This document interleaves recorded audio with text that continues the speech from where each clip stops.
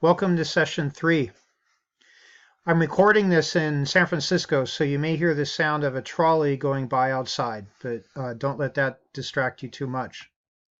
So I want to talk quickly about how we're going to be approaching the growth and grit essay and how it may be different than ways that you've learned to write in previous English classes or in high school. Essentially, we're shifting into a form of argument which is based upon a thesis statement, where the thesis statement is directly connected to the points of each of your paragraphs. Now, I've already talked about this a little bit in my video, Doc Tyndall's Miracle Cure, so I hope you've already watched that, or you're going to watch it soon. But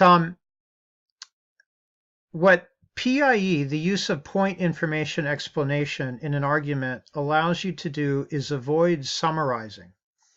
Now, if you get caught up in summarizing and you don't integrate your material for this assignment, you could end up writing something like where you briefly introduce the theories of Cox, Dweck, and Duckworth, and then say, well, they apply to the narrative arguments of Malcolm X and Sherman Alexie. And then you go and you deal with first Malcolm X and offer some conclusions and show how the growth mindset works with Malcolm X. Then you deal completely separately in another place with Sherman Alexie, do the same thing, and then you try to wrap it all up. But that's not the best way to approach this. It's not the degree of integration that we want to go for. Now, let me show you this really awful diagram that I just made. So you really got to bear with me with this. But it's bringing back that image of the wheel that I've talked about elsewhere, where if we think of the structure of an argument essay, the best image for me is of a wheel, where the thesis is the center of everything. It's the hub of the wheel of your argument. And each paragraph in your essay is like one of the spokes which is running back to your thesis statement. So every paragraph has a point which is helping to support and prove your thesis statement, the main claim, the main idea of your essay. So again, here's my really awful diagram. Please bear with it. Here it comes. So you can see how the thesis statement is in the center, right there. And then you can see how the spokes, each one is a point, followed by information, concluded with an explanation, leading on to a next point, which has its own information, concludes with its own explanation, moves on to the next point. So by now you may be wondering, if you haven't caught on yet, what's all this point stuff he's talking about? Well, the way, of course, you get your points in this case is by reading the articles of Cox, Dweck, and Duckworth really closely and annotating the heck out of them, especially by identifying their main ideas or concepts, because those really can be the points that you use to structure this essay.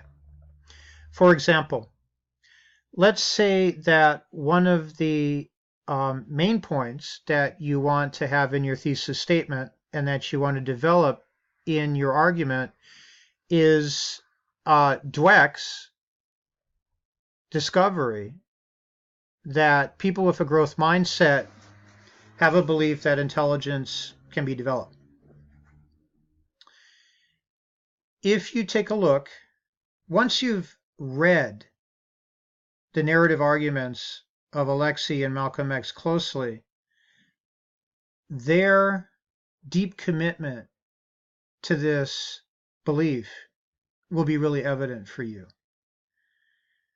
Other elements that are discussed in, particularly in Dweck and in Duckworth, such as the passion and perseverance for very long-term goals that is involved in grit, and also the belief that failure isn't a permanent condition. It doesn't arise from some sort of fixed mindset or state of being, but instead it's something that can be negotiated and handled. These three elements we can see very strongly in our narrative arguments. And by the time you've taken the theoretical approaches, and for this essay, I actually recommend you stick primarily with Dweck and with Duckworth, because the growth mindsets and the grit that are demonstrated by Alexei and Malcolm X are so strong. They kind of leap off the page. And in terms of fear factors, the way I've come to think of it, a fixed mindset really is an expression of fear. Fundamentally, it's a kind of contraction against growth. It's a fear that we don't have it in us, that there's something that is an obstacle which we will never ever overcome. And clearly, neither Malcolm X or Alexei were interested in that interpretation of their growth. Now, as I was saying, once you have the main points of the theory clear and you go back and you look at our narrative arguments, all the dots are going to start connecting. And in fact, that image of the wheel with the thesis statement at the center may start coming up for you, or even better, maybe a spider web, which is so beautifully connected and woven together.